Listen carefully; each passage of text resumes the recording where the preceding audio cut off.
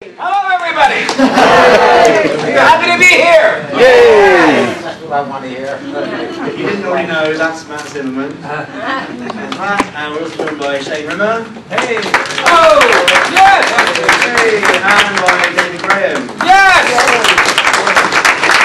And it wasn't in your programme, but we're also joined by Richard Gregory and an original Scott Tracy up here. And Richard will do you a little demo later on. Nobody is to ask any difficult questions. Yeah. Nothing difficult. Like, what day is it? What day is it?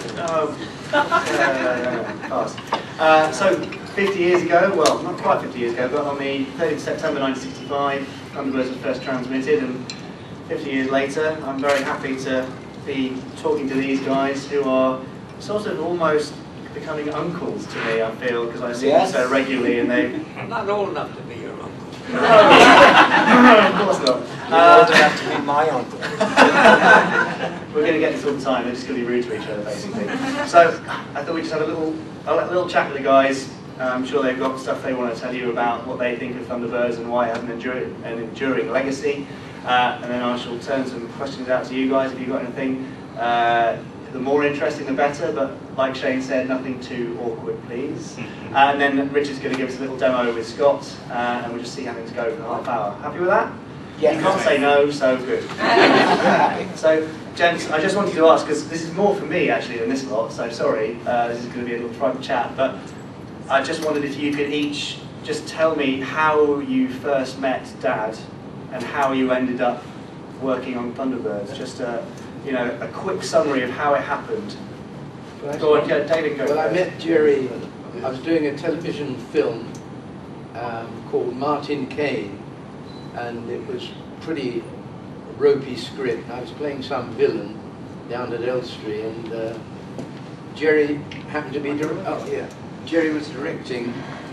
I'd never met him before, and in between takes, we just got talking, and he said that he was hoping to start making children's programs. So I pricked up my ears and I said, well, I'm not bad at, you know, I do accents and voices. So he took my number, and about, I don't know, within 6 or 9 months, he phoned me up, and he was making a series called Four Feather Falls for Granada.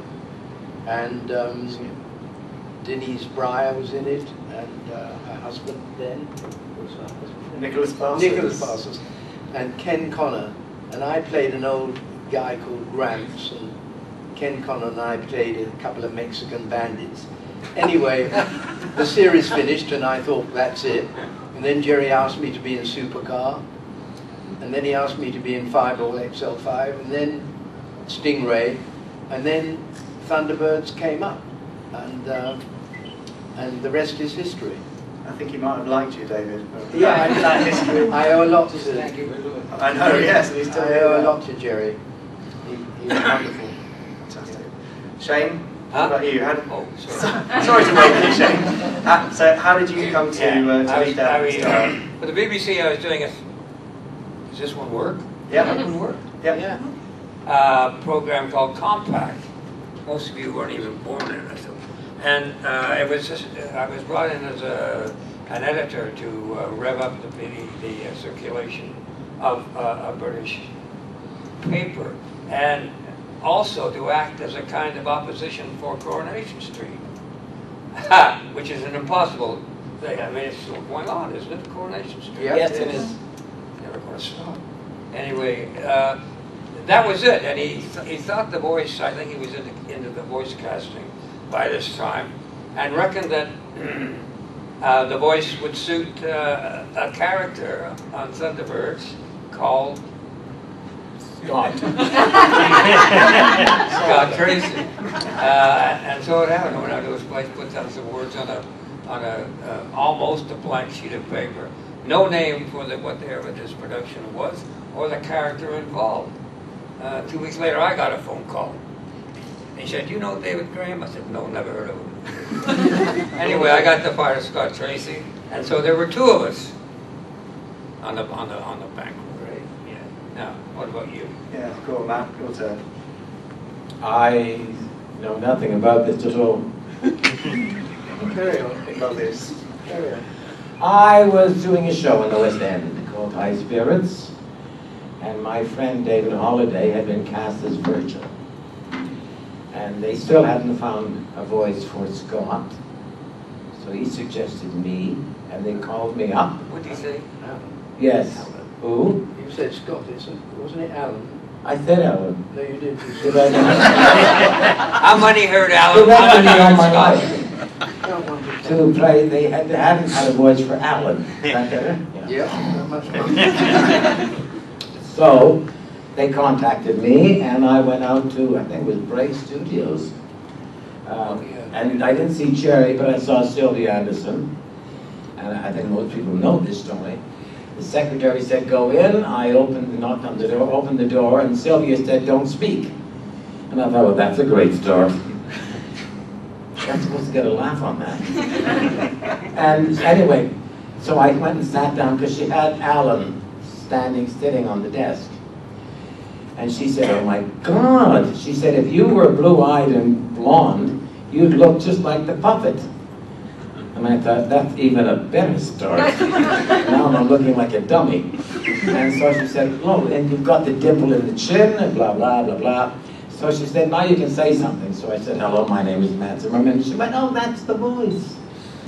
And that's how I got the job. And I met Gerry on the first day that I shot one of the episodes. That was when I first met Gerry. And I told this story, he scared the shit out of me. Gerry scared me. He was one of those people. And that's how I got the job. There we are. Excellent.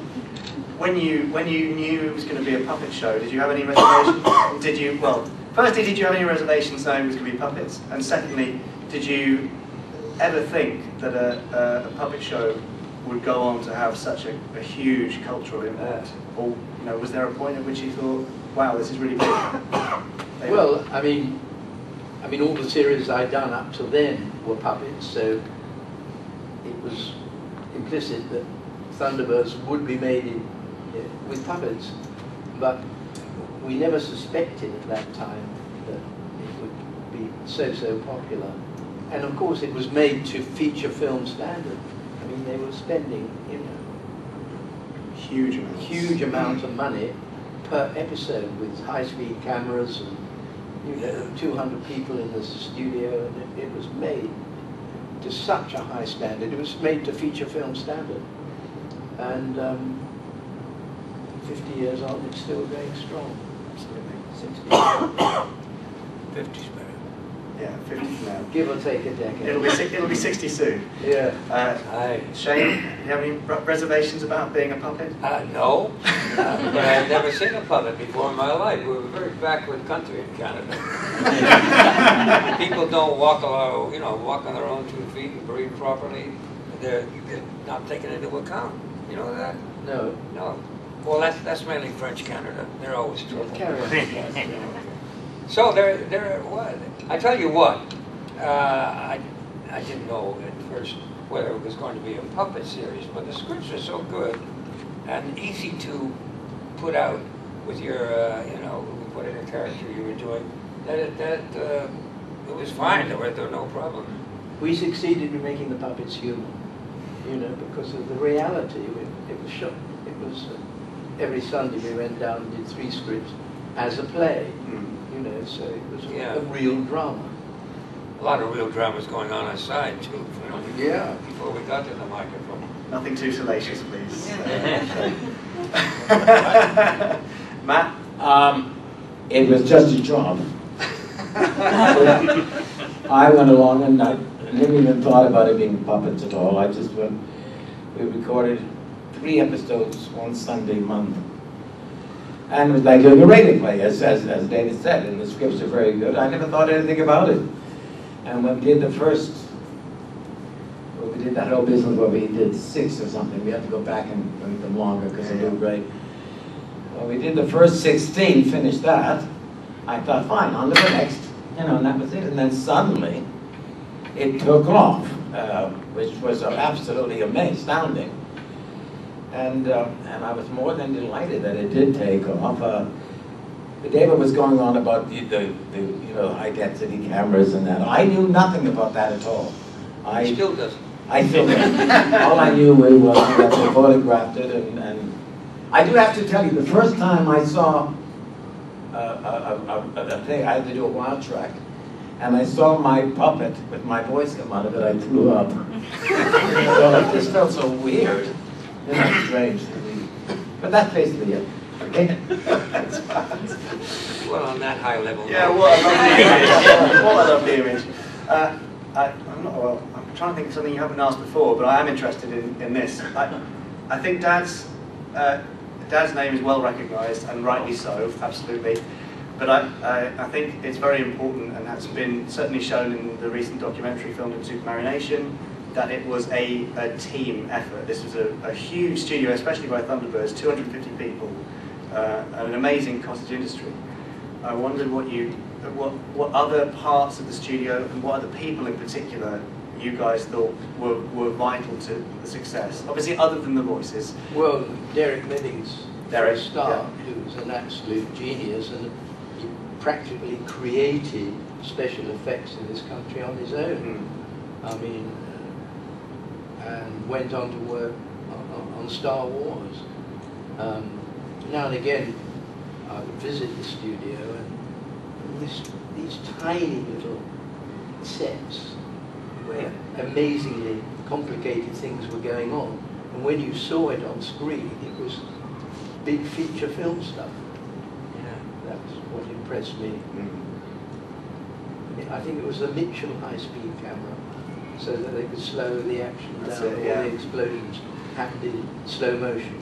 Yeah. And that cost a fortune, that camera alone. Yeah, I think 50 grand or something. And that's it. Dad said that he approached Lou Gray and said, Lou, I've got to buy 3 high-speed cameras and they're going to cost £30,000 each. Don't worry. Yeah. Go ahead. Yeah. I think he did just say, what are you calling me for? Just get on with it and buy them. So amazing relationship with Lou. Shane, any particular teams or people? Well, it's sort of a group feeling that I had about the show. That I've never seen a company dig in and produce sort of a united, amalgamated effort like there was in Thunderbirds. I mean, it was impossible. I think probably a lot of this may happen when some series or one production or another is going against the current. I mean, puppets really weren't that extraordinarily popular, were they? But in Gerry's sight, they were going to be more than popular, and they were. I mean, they just exceeded all expectation. And it's not a bad thing to be associated with something that's working that well. It really, it helps everything from the bottom to the top. Your part seems to get really integrated, and you know what you're doing all the time. You're not hesitant about picking up a script. You know the thing's going to be written well. The character is going to be illustrated honestly, and that's it. So it was a great comfort to be in that circuit. Matt? Oh my God.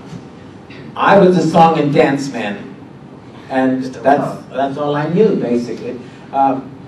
I mean, they obviously took a great interest in what was going on backstage, and that I didn't. I was much more interested in looking my next job and my next show and whatever. It wasn't until later, when it took off an awful lot, and we did the second series, 16, and then the film, which was an amazing experience doing the film. That's when I began to realize what was going on behind the scenes. Until then, I really being very sort of took no notice, And but I am pleased, having seen the documentary. It was amazing what went on behind the scenes. You know, absolutely fantastic. I mean, I was just impressed with the fact that one of the first times the voices were interested to the people, and suddenly, other than some Hollywood voices occasionally did something of a cartoon, people weren't interested in the voices, and now they were, and that was fine with me. That's all. Second, sorry. That's fine. I think one of the groups of people that don't get recognised quite enough generally are the sculptors and puppeteers. Oh God, yes. Because people fall in love with the puppets. Scott comes out today, and people dive to the floor and try and get a Scott selfie and all this sort of stuff. And obviously the guys who play the voices are well loved and so well known. But people like Christine Glanville and Mary Turner did the most amazing job because they are so difficult to do stuff with. Richard, I think, will just tell you a little bit about Scott, about Christine Glanville in particular, and how difficult the little gits are. Yeah. I had the great privilege of working with Christine Glanville on Terror Walks where I met her. And at that time, Thunderbirds wasn't really a show that was being shown anywhere. And there were no Thunderbird puppets that were in existence that could be used. And Christine, when they closed down the studios in Slough, basically emptied the workshop of parts. And in her garage, she had eyes and bits of bodies. And we basically, I said to her, so this is Christine's Scott. So I said to her, which was your favourite character? And she said, oh, basically it was Scott because he was Sean Connery from the 60s, based on that type of character. And so I said, well, let's make Scott and see what we've got. And this is the puppet that we made about 26, 27 years ago. So this is basically Christine's Scott. And there's such a amazingly well-made puppet that the first time I saw him actually picked up and used as a puppet, I was just absolutely knocked out because he's got such a fantastic amount of character and he's such a beautifully made puppet that you can see that instantly he comes to life. And this one has, in those 26 years, this puppet has never been restrung or basically even updated. I've kept him in the original, condition that he lived with Christine in. So, we did snap the string this morning, though. Yeah, first time in 26 years he broke a string this morning, which was the worst time.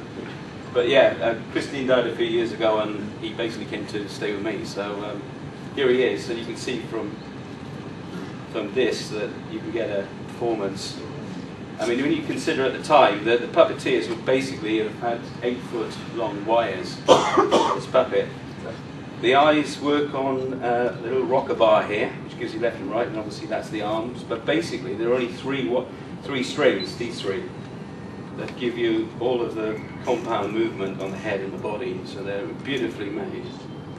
And the interesting thing about this is that the walk, I'll try to walk him in a second, the walk was one thing that your dad tried to eliminate totally. And this, see, bear with me a second. So Christine had rigged this puppet so that we can walk. Oh yeah, that's great. And this is really because this is Christine's skill as a puppeteer, that she could actually adjust this puppet until basically he virtually acts on his own with a little bit of prompting from the puppeteer. But really that shows how difficult, the making of the show was really. When you've got to consider that they would also have put, these were a fishing line obviously on this one, but these would have been steel wires with 60 volts of electricity going through them to operate the lip.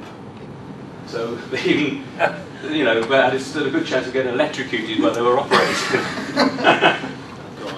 But yeah, it was a great privilege to work with Christine, and I really think that this sort of an enduring, I don't know what you would describe it as, a real fondness for the puppets, and basically the fact that I don't think that they can ever be replaced with anything. Really.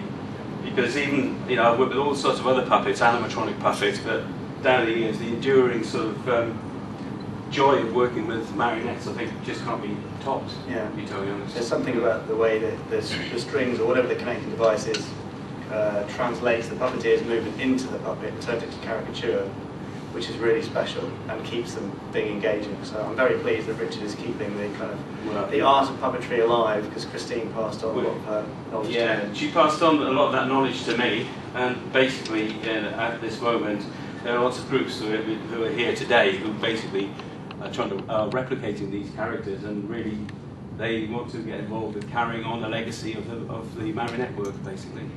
And I think that's a really, really good thing, because the last thing that should happen, it should ever be lost, as far as I'm Yes. So Yeah. it's a lovely technique. Thank you very much, Richard. That's great. I'll turn it over to you guys in the audience for any questions you have for any of our lovely guests. I beg your pardon. Said something nice. Strong and viral, All right, our masculine guests. Any questions from the Thunderbirds boys? Any funny moments you can tell us? They always get asked this, I think. Any funny moments, gents, that you remember? Doesn't have to be from Thunderbirds, I suppose. It could be from your home life or. They basically had no fun whatsoever. We laughed an awful lot on filming, and I remember one particular I remember was Ray Barrett had to play the Duchess. Do you remember that? Oh yes, yes. Because no, the two women, Christine Fenn and what's her face, could not do the voice. Could not do the voice. So Ray did the voice, which was fine. But when we started to record it, every time he said in that voice, I don't know, half of us collapsed. I mean, we had to stop and start again. And I remember crying during that episode. It was about a feeling of a picture or something. So Yeah. that was funny. But we had that a couple of times where things would go. And we always got a bit hysterical. I don't know, but I remember you getting hysterical one time when I think there were 3 characters talking in a room and you were doing all the voices on 3. And you started to get a bit hysterical because she's changing voices. And I think at one point he even went, "Was that the voice?" It was fun. No, we had lovely funny moments like that. Except for you. Yes, I used to. In fact, I was playing, you know, I might have played Gordon or Parker, and I did James, of course. So I was often talking to myself or playing 3 characters on one page. Did you do Kirano as well? Hmm? Kirano, yes. Yes, that's right. And so you one left a slight pause and then switched to another character. But it's something you learn to do as you grow older and more experienced. Can you still demonstrate that? Do you fancy that, David? Yeah. Do you fancy doing us a little demo of a couple of voices? Parker always had a bit of a Barney on with brains, you know. And Parker would say, "Are you never going to stop this experiment? I'm trying.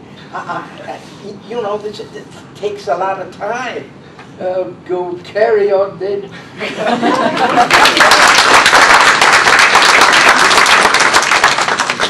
Hey, I'm holding a microphone, just in case. You never clap with a microphone?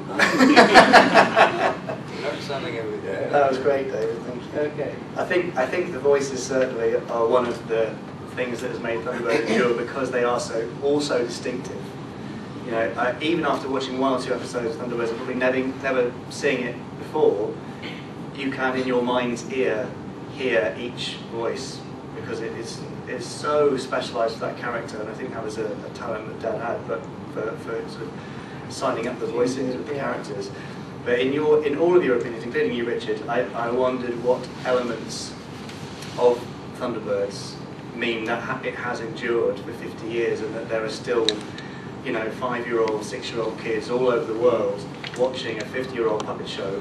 And if you tried to get them watching maybe a Patrick Troughton episode of Doctor Who made in the same year, they wouldn't touch it. They would be so bored by it. And I'm a Doctor Who fan, so I'm not slagging Troughton off at all. I love Patrick Troughton, Doctor Who, but if you stuck it in front of a 5-year-old, I don't see it working. So what are the factors, do you think, that have made it endure? I think that the humanity of the puppets that Gerry somehow managed. that's what I was to going to achieve. say. Yes. I said it for you. I said it for you. You're always doing that. Those puppets were alive. Those puppets were 3-dimensional characters and people and warm and human, which can't always be said about some cartoon characters. They're 2-dimensional and flat. And that's basically what it is. And plus the fact that with your voices behind something becomes even more human. No? What am I? Oh, the thing that really impressed me was I don't know whether this was something that Gerry devised himself. But I've never seen a production, I don't think, that had the appeal for kids of 5 and 6, and also for their fathers and uncles and aunts. I mean, it was he just covered the whole, you know, whatever listeners were gathered there, they bought it, they loved it, and it went on like that for years. So it had this sort of universal quality that is sometimes missing from productions of one kind or another. And I think that was the genius of Gerry Anderson. They didn't talk down to anyone either. I think another important thing is that although there was a lot of banging and bangs and shootings, the series was not violent. It didn't extol violence in any way. And it was one simple plot. There was Tracy Island and the international rescue, and there was an emergency. They went out, and in the end they got the baddies. So it held to that one basic premise right through, and it did have a kind of humanity and an excitement and an adventure. Yeah.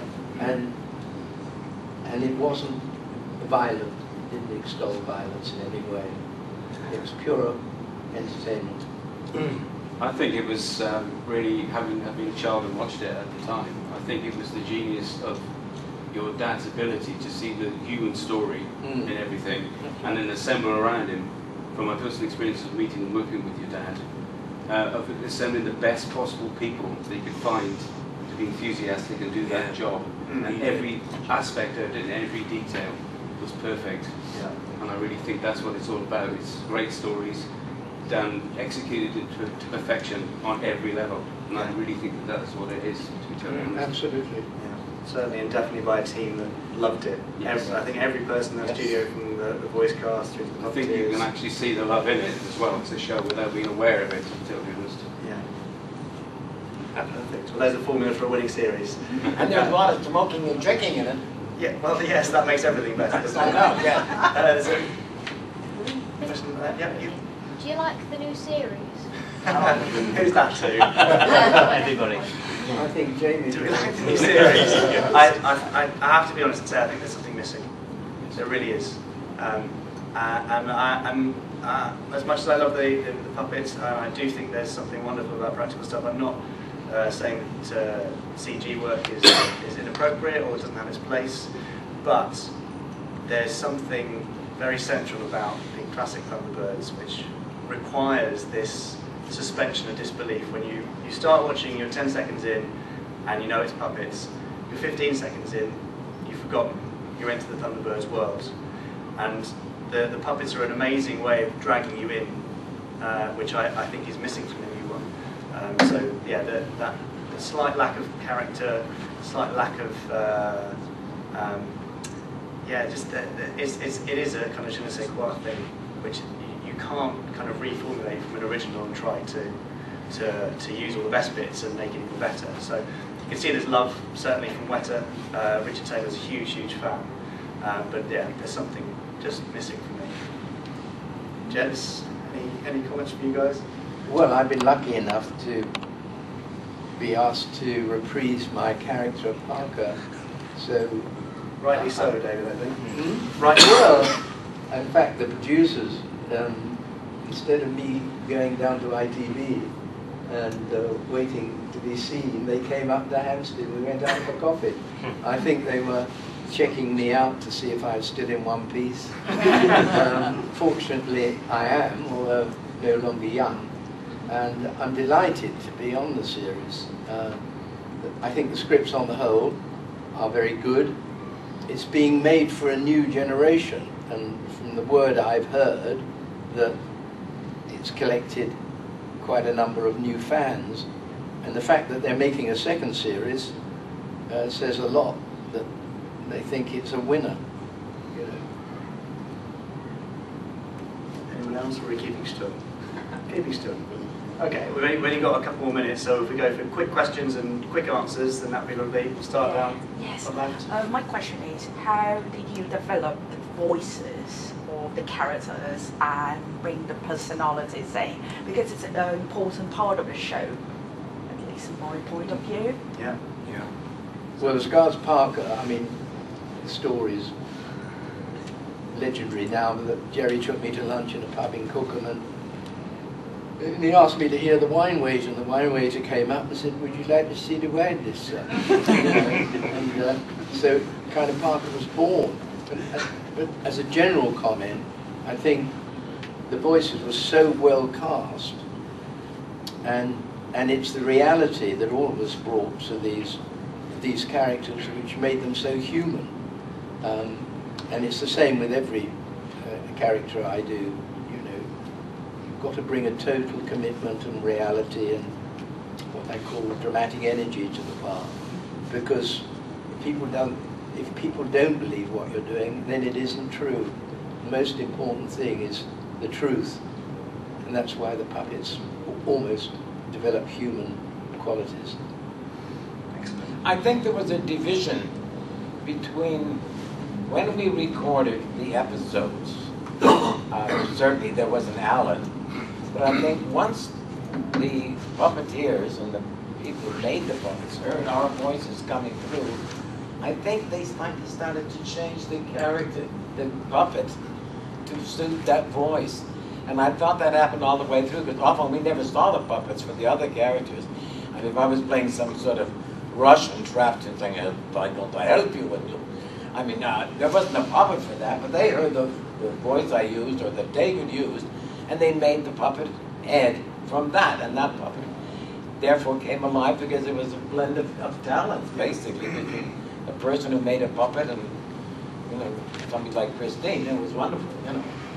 So it's a bit of a two-way process. Absolutely right. Because the first time that Lady Penelope pulled the bells, Parker appeared. He said, "You called the lady." And then we changed it. As a final change to "You rang the lady." Yes. And that was his call sign. And when Parker passes on his tombstone, they're going to say, "You rang, my lord."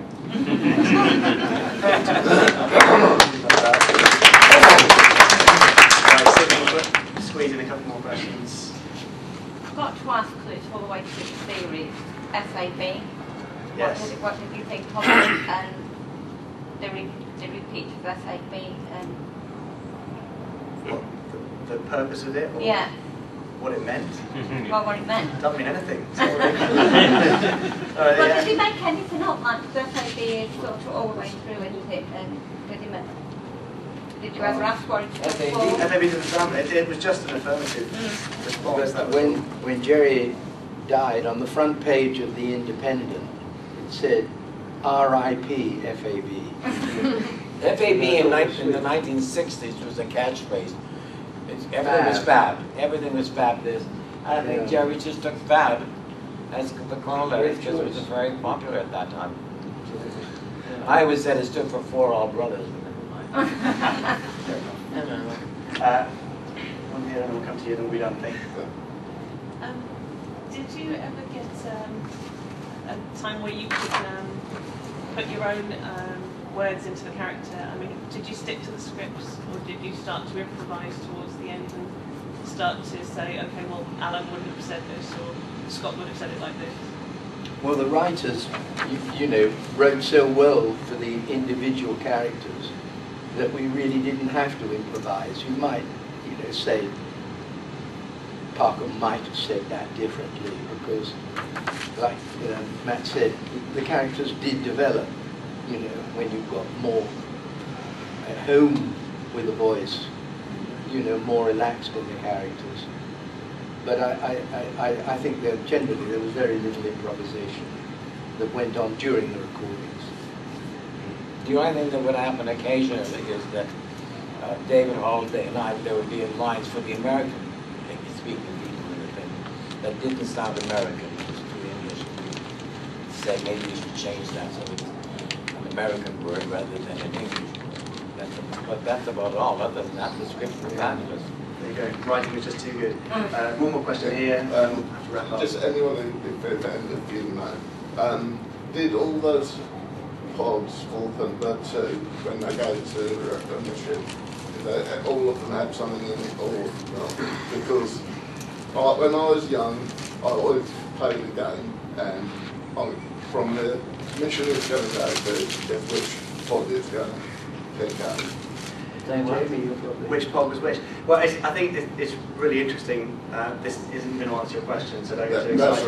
Right. But now, because of kind of repeats and streaming TV and DVDs and fandom and sort of the cult approach to television, when new shows are made, the universes are so carefully detailed because producers and the writers know that someone like you is going to ask that kind of question.